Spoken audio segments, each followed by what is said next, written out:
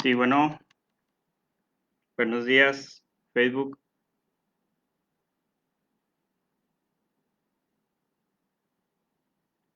El día de hoy vamos a ver lo básico. Déjenme nada más me conecto a lo que es Instagram. Y ahí estamos. Facebook, Instagram, lo básico, ¿sí? Vamos a empezar a raíz de una publicación que realizamos en semanas anteriores. Uno de nuestros seguidores nos informó que a través de una solicitud de cursos, él nos informó que quería saber lo básico de los impuestos, ¿sí? Vamos a empezar. Mi nombre, soy el contador Miguel Gallegos, soy socio fundador de Soluciones Empresariales MG. Uno de los principales factores para el tema de los impuestos. Para empezar, de que tú vas a poner un negocio o una empresa, ya sea que lo vas a dar de alta como persona física o como persona moral, lo tienes que establecer o tienes que estar consciente que desde el momento en el que tú estás teniendo un ingreso para generar una utilidad o para que tú tengas pues un ingreso propio, tú debes de tener en cuenta que tienes un socio, independientemente de que tengas otro adicional, tienes un socio que se llama Hacienda, ¿sí? Y si tienes trabajadores, tienes otro socio que se llama Seguro Social, que ahorita el Seguro Social lo vamos a hacer a un lado y nos vamos a concentrar en Hacienda, ¿sí? Para empezar, en Hacienda hay 3 impuestos que son los básicos que te van a determinar para que tú puedas estar pagando impuestos, ¿sí? Uno es el ICR, el IVA y hay un impuesto especial sobre producciones y servicios que se llama IEPS, ¿sí? Entonces, dependiendo de a qué te dediques, es dependiendo de, tenemos que verificar a qué tipo de impuestos aplicas, ¿sí? Hay que considerar que tanto el IVA como el IEPS son impuestos trasladados, ¿sí?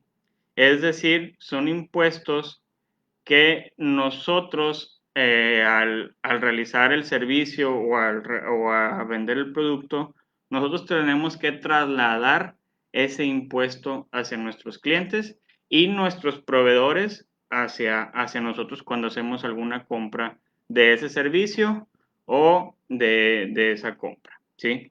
Entonces es muy importante que lo tengas en cuenta, ¿sí? Son impuestos trasladados. ¿Cómo se calcula tanto el IEPS como el IVA?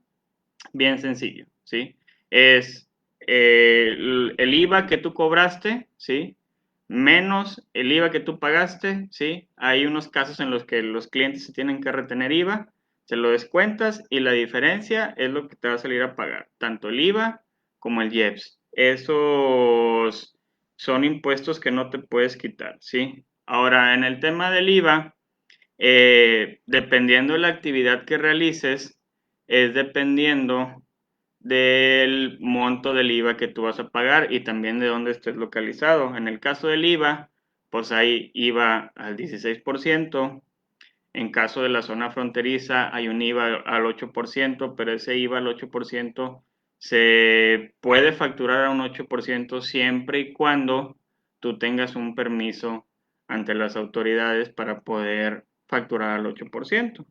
Hay empresas que son IVA tasa cero y hay empresas que son exentas de IVA. Entonces, dependiendo de a qué te dediques o qué tipo de productos vendas, es el IVA que tú vas a pagar, ¿sí? Oye, Miguel, ¿cuál es la diferencia entre un IVA tasa cero y un IVA exento? Bueno, la única diferencia está en que los que tienen un IVA a tasa cero pueden generar un saldo a favor de IVA por el IVA que ellos están pagando, ¿sí? Y, eh, y los que son exentos de IVA, pues ellos el IVA lo deducen como parte de sus deducciones, ¿sí? Esa es la pequeña diferencia. Eh, Ejemplos de 16%, pues ahora sí que la mayoría de los productos o servicios son al 16%. Al 8%, como ya habíamos comentado, si quieres si quieres facturar al 8% para empezar, debes de estar en zona fronteriza, vender en zona fronteriza, entregar la mercancía o hacer el servicio en zona fronteriza y tener el permiso ante las autoridades para poder facturar al 8%. Eso es lo indispensable, ¿sí? En el caso de las tasas ceros, pues por ejemplo, una tasa cero es una persona que se dedica a la venta de frutas, dulces, todos ellos, los que hacen pan, todas las panaderías, todos están a una tasa cero. Y un ejemplo de las tasas exentas, pues son las constructoras de casas habitación. Entonces, básicamente, ahí están unos ejemplos en el tema del IVA. Oyes, en el IEPS, ¿cómo sé si me aplica un IEPS o no me aplica un IEPS? Bueno, mira, aquí básicamente el IEPS es muy específico, sí, pues está hecho para bebidas saborizantes, para alcoholes, para tabacos, para las gasolineras, y yo creo que el que debemos de tener en cuenta es el tema de los dulces, de los altos alimentos de densidad calórica. Ese IEPS pues graba para la mayoría de los productos que son dulceros. La mayoría de las dulcerías deben de estar grabando el IEPS, ¿sí? Ahora, ese es en el tema de tanto el IVA como el ICR, ¿sí? Digo, el IVA como el IEPS, perdón. Ahora, vámonos al ICR, ¿sí? El ICR yo creo que es el impuesto más importante que debes de tener en cuenta, ¿sí? Porque, como ahorita mencionamos, el IVA y el IEPS, tu proveedor te lo traslada a ti y tú se lo trasladas a tu cliente y al final de cuentas lo que cobras menos lo que pagas, la diferencia, eso es lo que va a salir a pagar y se acabó, ¿sí? En el tema del ICR, ¿sí? Tú vas a pagar impuestos única y exclusivamente por las utilidades de tu empresa, ¿sí? Entonces, aquí hay dos maneras de tributar, ¿sí? Hay dos maneras de pagar impuestos, vaya. Uno es a través de una persona física y otro es a través de una persona moral, ¿sí? Entonces, dependiendo de cuál de los dos vayas a escoger, sí, oye Miguel, ¿y cómo sé cuál me sirve más, cuál me funciona más? Depende de muchos factores, depende del monto de inversión que vayas a realizar, depende si lo vas a realizar solo, si lo vas a realizar con socios, depende el giro de la empresa, si tienes una proyección de los ingresos que vas a estimar tener en ese negocio, pues también ocupamos saber cuánto es el monto de los ingresos que pretendes tener para poder asesorarte y decirte si te conviene más una persona física o una persona moral, ¿sí? En el tema de las personas físicas, sí, hablando de un negocio, pues ellos declaran en base a su flujo de efectivo. ¿Qué quiere decir? Que lo que ellos cobran es por lo que están objetos o sujetos a realizar un pago, ¿sí? Las utilidades, pues son a cada final del mes, cada fin de mes se tiene que estar midiendo esas utilidades porque como cierre en el mes, así es como se van a pagar los impuestos, ¿sí? Y ahorita vamos a explicar, porque al final del año tenemos que hacer un conjunto de todos los ingresos que hay de la persona física y realizar una declaración anual, ¿sí? En el tema de las personas morales, ahorita hay dos maneras de tributar, ¿sí? Una es en base a flujo de efectivo, ¿sí? Que en este caso las empresas que aplican para poder declarar los impuestos en base a flujo de efectivo va a ser a través de siempre y cuando no excedan 5 millones de ingresos anuales, ¿sí? Entonces, si tú no excedes de 5 millones de ingresos anuales, tú puedes hacer una contabilidad en base a un flujo de efectivo en lugar de una base de vengada como las demás personas morales. Ahora, Miguel, ¿cómo que una base de vengada? ¿Sí? Bueno, tú como persona moral, si tienes un excedente de 5 millones o tú optas por declarar como devengado, como pagar los impuestos como devengado, entonces el devengado es, ¿cómo explicarles? O sea, tú facturas 100 pesos, ¿sí? independientemente si los facturas, si los cobraste o no los cobraste, tú vas a tener que pagar un impuesto por esos 100 pesos, ¿sí? Ahorita más de ratito les voy a explicar cómo funciona esto e igualmente también el tema de los gastos, ¿sí? Mientras tú hayas realizado el gasto, tengas una factura para poderlo deducir, ¿sí? Lo hayas pagado o no lo hayas pagado, tú tienes el tema de poder deducirlo a través de ICR, ¿sí? Entonces, en el tema de las personas físicas, ¿sí? Ya hablando un poquito más en específico de las personas físicas, tú puedes tener una cantidad de ingresos distintas de acuerdo a los títulos, de acuerdo a lo que marca la ley, ¿sí? Entonces, tú puedes tener ingresos por sueldos y salarios, ¿sí? Tú puedes tener ingresos por actividades empresariales, que la actividad empresarial ahorita está desglosada en tres. Está desglosada en una actividad empresarial, en un RIF y el nuevo régimen de plataformas fiscales, ¿sí? Puedes tener ingresos por arrendamiento, puedes tener ingresos por intereses, por enajenación, por adquisición de bienes, por dividendos, por donativos y todavía la ley contempla, si no caes en ninguno de estos, todavía puedes tener otro tipo de ingresos, ¿sí? La ley ahí estipula todos los parámetros en los que tú puedes caer. Ahora, de todos los puntos que te acabo de decir, ¿sí? Cada uno tú vas a pagar por separado, ¿sí? Dependiendo del título en el que tú caigas, los impuestos del ICR, ¿sí? Por ejemplo, el sueldo. Si tú tienes un sueldo, ¿sí? Y tienes un negocio propio, pues el patrón te retiene a ti tu ICR y el patrón entera ese ICR Hacienda, ¿sí?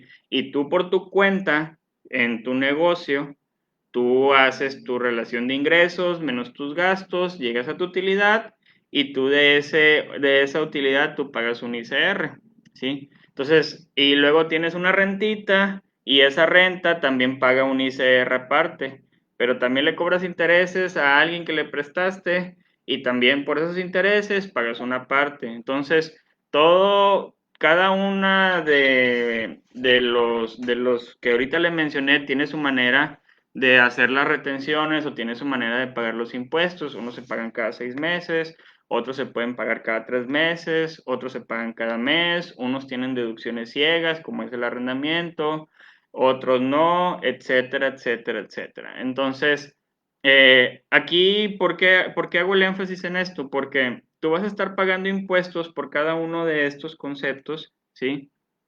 Y puedes tener un sueldo pequeño, pero puedes que en tu actividad te vaya muy bien y puedes tener una renta grande y puedes tener intereses muy chiquitos, ¿sí? Pero al final de cuentas, en tu declaración anual, ¿sí? Tú vas a tener que juntar la cantidad de todos los ingresos que tú tienes en el año, ¿sí? Vas a sumar una utilidad global, ¿sí? Y vas a pagar impuestos por tu utilidad general, tanto de tu sueldo como de tu actividad, como de tu renta, como de tus intereses, aquí en el ejemplo que estoy mostrando. Se suma todo en completo y a eso le vamos a restar todo lo que te retuvo el patrón, todo lo que tú pagaste de ICR, todo lo que tú pagaste de renta, todo lo que te retuvo el banco por el tema de los intereses. Entonces, ahí es donde se vuelve un conflicto porque nosotros como personas físicas no estamos sujetos a un ICR en base a un tabulador, ¿sí? Entonces, nosotros tenemos un ingreso pequeño, nosotros pagamos un impuesto pequeño.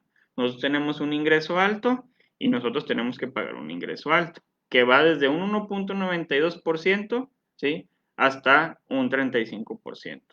El detalle es que cuando tú tienes diversos tipos de ingresos, ¿sí? Y esos diversos tipos de ingresos están muy volátiles, o sea, hay mucha diferencia entre uno y otro, ¿sí? E inclusive aunque estuvieran paralelos, ¿sí? Al momento en que tú subes a la declaración anual, vamos a suponer que en todos traes una retención o un pago de impuestos de un 20% en los cuatro, en el sueldo, en la actividad, en la renta y en los intereses, ¿sí? Vamos a suponer que traes un 20% en todos. Cuando tú llegas a tu declaración anual y sumas los cuatro ingresos, ¿sí? Pues resulta que ya no es un 20%, resulta que ya es un 32%, por dar un número. pero tú pagaste un 20%. O te retuvieron, o pagaste, o te retuvo el banco. Entonces, al final de la declaración anual, si no traes deducciones personales, pues vas a tener que pagar un ICR. Entonces, es muy importante ver ese tema en el aspecto de las personas físicas, ¿sí? Las personas morales, ¿cómo se manejan? Bueno, las personas morales siempre, la mayoría de los clientes que llegan, que son nuevos y dicen, oye, es que yo quiero abrir una persona moral porque el primer año no pagamos impuestos. Eso es erróneo, estimado, ¿sí? O sea, sí tienen que pagar impuestos. Lo que pasa es que en el ICR el pago provisional te establece, bueno, al menos con las empresas de flujo de efectivo, pues esas son ingresos menos deducciones, llegas a tu utilidad y a eso, independientemente de que tengas un ingreso pequeñito o tengas un ingreso alto, tú le vas a aplicar un 30% de ICR. ¿Sí? Las personas morales tienen que pagar el 30% de ICR independientemente de si ganan 100 pesos o ganan 100 millones, ¿sí? Entonces, es erróneo el tema de que ustedes quieran manejar que no vamos a pagar impuestos el primer año, debido a que la ley te establece que tú vas a pagar impuestos de ICR en base a tu utilidad del año pasado, ¿sí? En base a un coeficiente de utilidad. ¿Cuál es el coeficiente de utilidad? Si tú en tu declaración anual vas a declarar, oye, ¿sabes qué? Tuve 100 pesos de ingresos, ¿sí? Tuve 80 de deducciones, ¿sí? Tuve 20 de utilidad, ¿sí? Entonces, esos 20 pesos de utilidad, ¿sí? Digo, así a grandes rasgos se trae otros cálculos distintos, pero así a grandes rasgos, esos 20 pesos de utilidad, ¿sí? Esos 20 los vamos a dividir entre los 100 y ahí me está dando un coeficiente de un 20%. Vamos a decir que es el porcentaje de la utilidad fiscal que representa en comparación con las ventas fiscales, ¿sí? Entonces, ahí traemos un coeficiente de un 20%. Entonces, si yo empecé en el 2020 a realizar facturación, ¿sí? Yo el 2020 no voy a pagar ICR, ¿sí? Entre comillas, ¿sí? Porque todavía no tengo un coeficiente. Como yo acabo de abrir mi empresa, no tengo un coeficiente de utilidad. Entonces, no pago ICR, ¿sí? Pero cuando llegue diciembre y tenga que presentar la declaración anual de personas morales, que es en marzo, ¿sí? Yo tengo que pagar el ICR de ese 20%, que es un 30% de los 20 pesos, ¿sí? Yo lo tengo que pagar a más tardar el 31 de marzo. Entonces, no quiere decir que no lo vayas a pagar mes a mes. Lo vas a pagar, pero lo vas a pagar hasta la declaración anual, ¿sí? No lo vas a pagar mes a mes. Una vez que ya tengas presentada tu declaración anual y ya tengas un coeficiente de utilidad, ¿sí? Tú a partir del 2021 en abril, que declaramos de enero a marzo, vas a pagar lo de enero a marzo del 2020 con ese coeficiente del 20%, ¿sí? Y luego de abril en adelante vas a estar pagando ya un ICR mes a mes, mes a mes, mes a mes, mes a mes, que eso te va a ayudar a que la declaración anual esté en tiempo y en forma. Bueno, aquí otro de los aspectos que yo creo que son importantes en el tema de tener en cuenta, ¿sí? Ahorita ya explicamos a grandes rasgos, porque la verdad lo estoy explicando a grandes rasgos, digo, me puedo pasar aquí 2 horas hablando de todo el tema de los impuestos y no es la finalidad. El IVA y el IEPS son impuestos trasladados, ¿sí? El ICR es en base a las utilidades, ¿sí? Pero aquí hay un aspecto bien importante que yo creo que es donde los emprendedores, los contribuyentes patinan, ¿sí? Es el tema de las deducciones, ¿sí? Eh, yo entiendo que están acostumbrados a simplemente sacar el dinero de las cuentas bancarias y gastárselo. Cuando son clientes que apenas van iniciando en este tema de declarar impuestos, pues hay reglas que tienen que saber para poder que sean deducibles, ¿sí? Una de las principales es que todos los gastos que sean mayores a 2,000 pesos tienen que estar pagados con cheque, transferencia, monedero electrónico, es decir, a través de una tarjeta, a nombre del contribuyente, ¿sí? Entonces, tienen que tener en cuenta eso y obviamente tener el comprobante fiscal para poder hacer la deducción respectiva. Si ustedes no tienen la factura y le hacen la transferencia al proveedor, no va a ser un gasto deducible. Oye, es que mira, aquí tengo el material y tengo la entrada, etcétera, etcétera, no es deducible, ¿sí? Chequen que también las facturas vengan a nombre de la empresa que está realizando pues el pago de los impuestos, porque también es otro de los factores. Muchas de las veces pagan las facturas y no se dan cuenta que la factura tiene un RFC genérico o está a nombre de los socios en lugar de estar a nombre de la razón social o el contribuyente persona física que está haciendo la declaración, ¿sí? Otra de las preguntas que me hacen mucho los clientes es el tema de si, ¿qué listado, oye Miguel, qué es deducible? ¿Sí? ¿Qué podemos deducir para la empresa? ¿Sí? Realmente Hacienda no tiene un listado, ¿sí? No hay un listado. El artículo 27 que habla de los requisitos de las deducciones en el ICR nos establece como la primera fracción que tiene que ser estrictamente indispensable para tu actividad, ¿sí? Entonces, cuando vayas a realizar un gasto y quieras deducirlo a través de tu actividad, lo primero que te debes de preguntar ¿es estrictamente indispensable para tu negocio? Si es estrictamente indispensable, tenemos que ver la manera de cómo lo vamos a deducir para que pueda entrar a la contabilidad, ¿sí? Pero muchos llegan y me dicen, oye, más que nada es en el tema de las personas físicas, que me dicen, oye, es el mandado, es que digo, la verdad es de que no es no es no es un gasto que podamos deducir porque no es indispensable para la actividad, ¿sí? Entonces, tengan mucho en cuenta eso.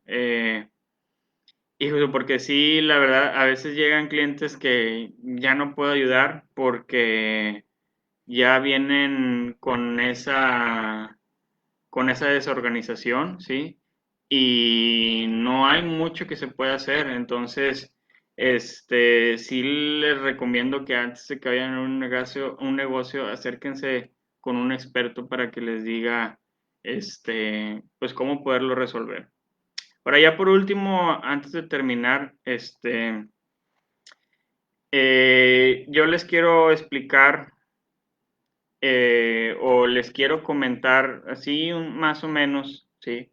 Cómo es que ustedes se pueden dar una idea de cómo realizar una declaración. O sea, más bien de cómo declarar impuestos, si declararlo a través de persona física o declararlo a través de persona moral, ¿sí? Primero tienen que, ustedes, ahorita estamos viendo que el ICR es las personas físicas es en base a un tabulador. Entonces, si mis ingresos son pocos, yo voy a pagar poco impuesto. Si mis ingresos son muchos, yo voy a pagar mucho impuesto, ¿sí? Entonces, que va desde un 1,92% hasta un 35%, ¿sí? Si ustedes lo que están buscando es ahorro, ¿sí? Y ustedes están haciendo su actividad propia, sin necesidad de que se involucre una segunda persona, una tercera persona, o sea, ustedes van a iniciar un negocio propio, ¿sí? Te conviene más abrir una persona física, ¿sí? Ahora, el RIF tiene muchos beneficios y más si tu producto o tu servicio va dirigido a público en general, porque en la ley de ingresos hay un decreto en la cual establece unos beneficios en los temas de IVA y unos beneficios en los temas de IEPS, de condonaciones de impuestos. Entonces, te conviene más declarar en base a un régimen de incorporación, siempre y cuando tus ingresos no excedan de 2 millones. ¿Sí? Entonces, yo creo que ese sería el primer punto. Tú solo vas a iniciar un negocio, ¿sí? Que tienes menos de 2 millones de ingresos, ¿sí? Y bueno, para hacer otra de las cosas que tenemos que tener en cuenta para el RIF es de que no debemos de tener la actividad que vamos a desempeñar, no debe de generar, no debemos de tener título para poderla desempeñar, ¿sí? O sea, debe de ser una actividad que cualquier persona pueda realizar, ¿sí? Ahora, en el caso de que tú estés platicando con un socio, ¿sí? Que digas, oye, compadre, vamos a poner un negocio y vamos a hacer esto y vamos a hacer el otro. Yo siempre recomiendo por cuestiones patrimoniales, ¿sí? Que se haga una SASB o una SDRL o lo que ustedes quieran. El detalle es dejarlo estipulado a través de un acto constitutivo, ¿sí? Donde fulanito va a aportar tanto, sutanito va a aportar tanto, se hagan las aportaciones, se exhiba el capital y todos queden felices y contentos, ¿sí?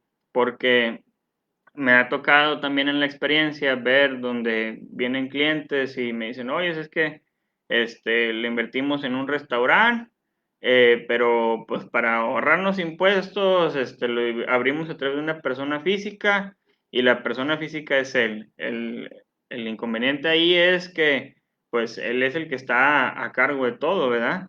Los activos están a nombre de él, las camionetas, los empleados, los ingresos son de él, no son de ustedes en conjunto porque no hay una sociedad.